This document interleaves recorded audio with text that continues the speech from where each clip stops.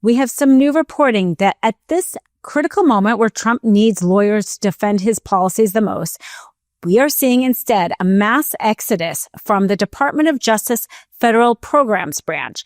It is a branch within the Civil Rights Division that handles the defense of the president, the cabinet, government agencies, exactly in those lawsuits that we're seeing. For example, they would be the ones who would go in court and defend Trump's illegal birthright citizenship order. They would be the ones that go in court and defend DOJ's mass firings. Well, these attorneys are leaving. My name is Dina Doll with the MeidasTouch Network. Let's break this down. So new reporting by Reuters has gone in and seen the list of lawyers who existed and no longer exist. And since Trump took office, they are seeing an unprecedented level of resignations. 69 of the 110 lawyers within that branch are gone. 10 out of the 23 supervisors have left.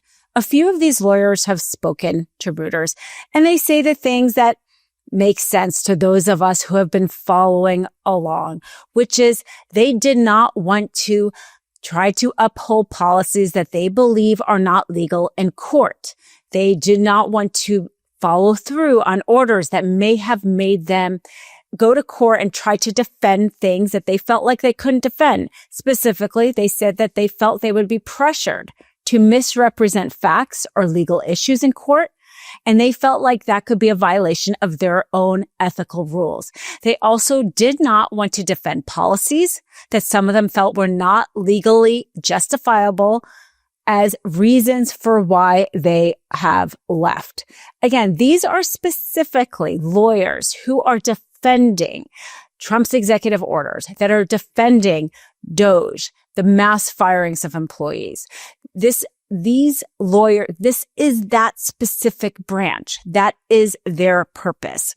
And we've seen DOJ lawyers quit before because of orders that they felt they could not carry through, such as the dismissal for Eric Adams involving the indictment of Abrego Garcia. If they speak out and they don't toe the party line, they're fired, or if they are just unwilling to do it, they are fired. Well, as it turns out, it's not just firings of lawyers that are happening.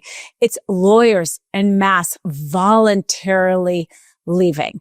Not only, they say, because they don't want to carry through something that they believe is not legal, but because they are cognizant of the fact that they have a bar licensing that also take them to task. We saw many lawyers, of course, in Trump's first term since lose their license because they were willing to go to court and lie essentially to the court. For example, Rudy Giuliani with his lawsuits regarding what, they're putting forth the fake that somehow Trump won the election that, of course, cost him his bar license.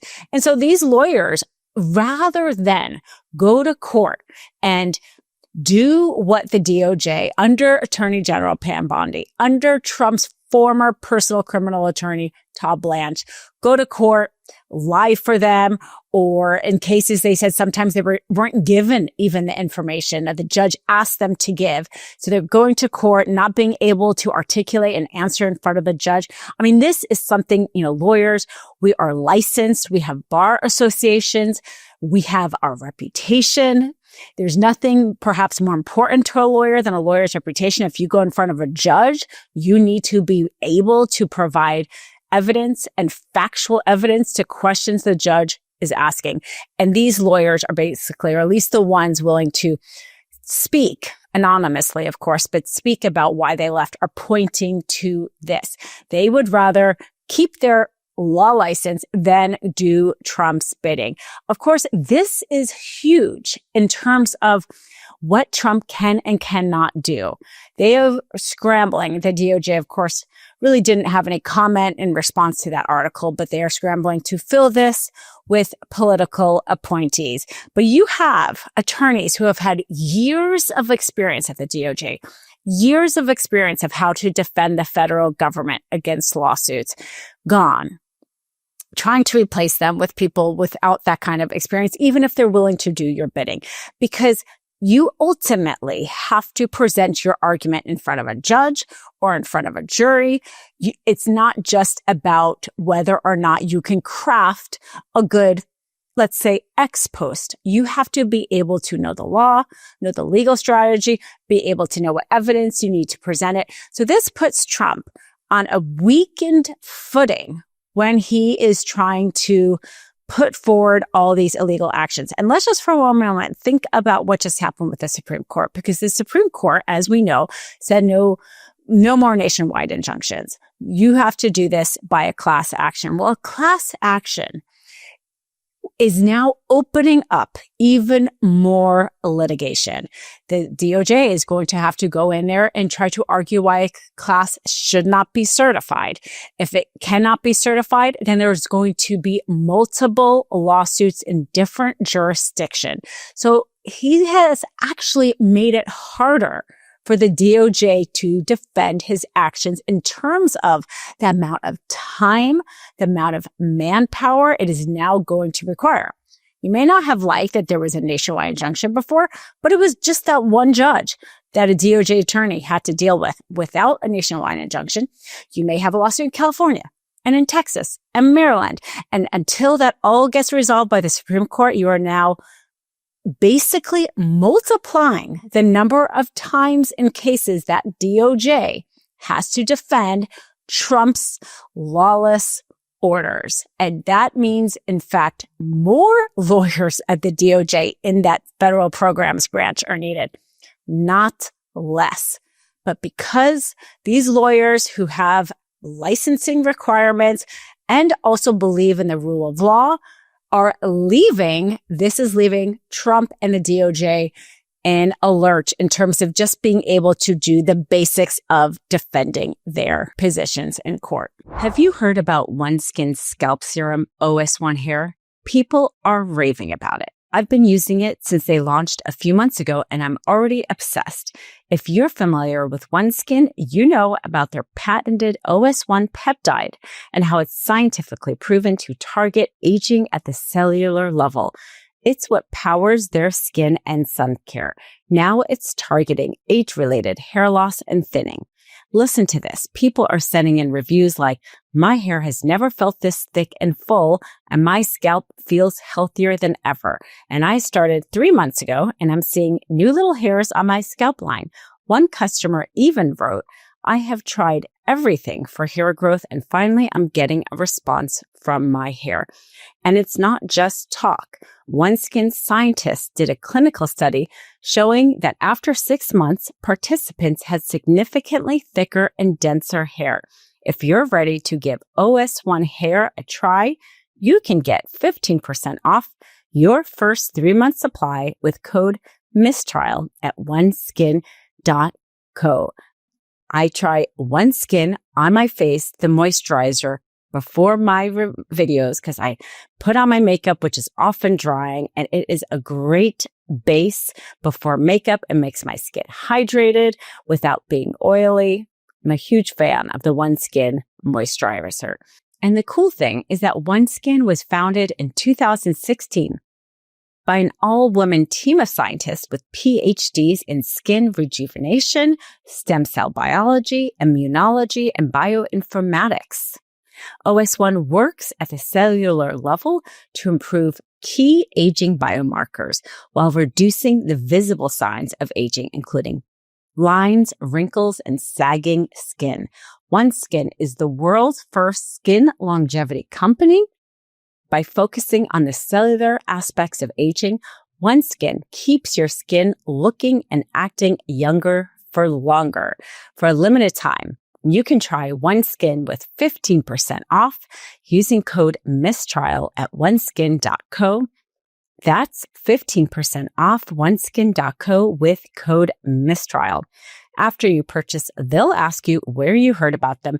Please support our show and tell them we sent you. Of course, it's not hard to find an example that these outgoing DOJ lawyers are talking about. The latest has to do with a DOJ lawyer who's making statements in court that a judge is finding incredulous during a 2-week trial. This trial involves Mahmoud Khalil, the University Tufts student, and others. The American Association of University Professors and other groups sued the Trump administration, saying that their targeting of people and revoking their visas based on their speech is causing a chilling effect on free speech across campuses everywhere. And so they're asking a judge to declare that unlawful, not just for those 4 students, but just that practice of targeting and using people's speech as a means to revoke visas and deport them is in itself unlawful. That way they say that their students and even the professors can engage in political rhetoric without fear. Well, during this trial, which is happening right now, one of the things, of course, that they were looking at is the evidence around Mahmoud Khalil's arrest. Well, the DOJ lawyer tells the judge that they cannot turn over his arrest report because it is privileged.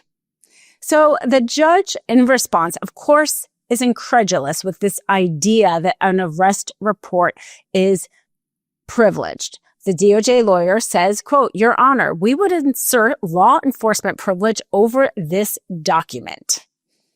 And the judge says in response, law enforcement privilege for something that's happened, and rejected that claim, saying that if the privilege were that broad, no police report could ever be produced if the government decides not to produce it. End quote.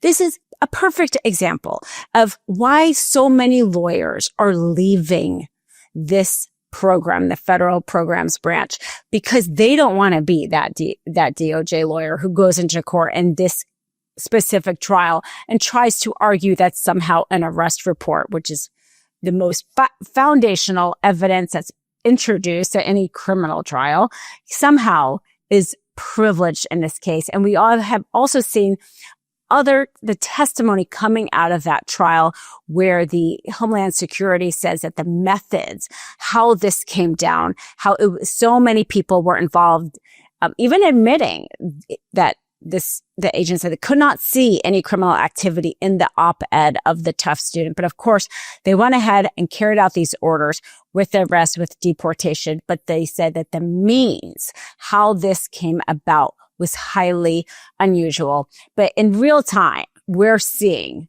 just yet a small example and yet another example of why these DOJ attorneys are leaving. And we will be sure to keep an eye on this trial and the outcome of this trial, as it will affect university campuses across the country and affect, frankly, free speech across the country. As we know, Trump is using that as a pretext to try to strip universities of their funding, and perhaps also will go after citizens. I mean, we saw what he just tried to do with Rosie O'Donnell. He didn't like her statement. He threatened her with denaturalization. So free speech definitely becoming a central question here. And this is the fundamental question of this 2-week bench trial. My name is Dina Doll with the MeidasTouch Network. Be sure to free subscribe so you can catch the updates on this and many other issues. The truth is more important than ever. Check out our new Truth Over Lies collection at store.meidastouch.com. All 100% USA union made.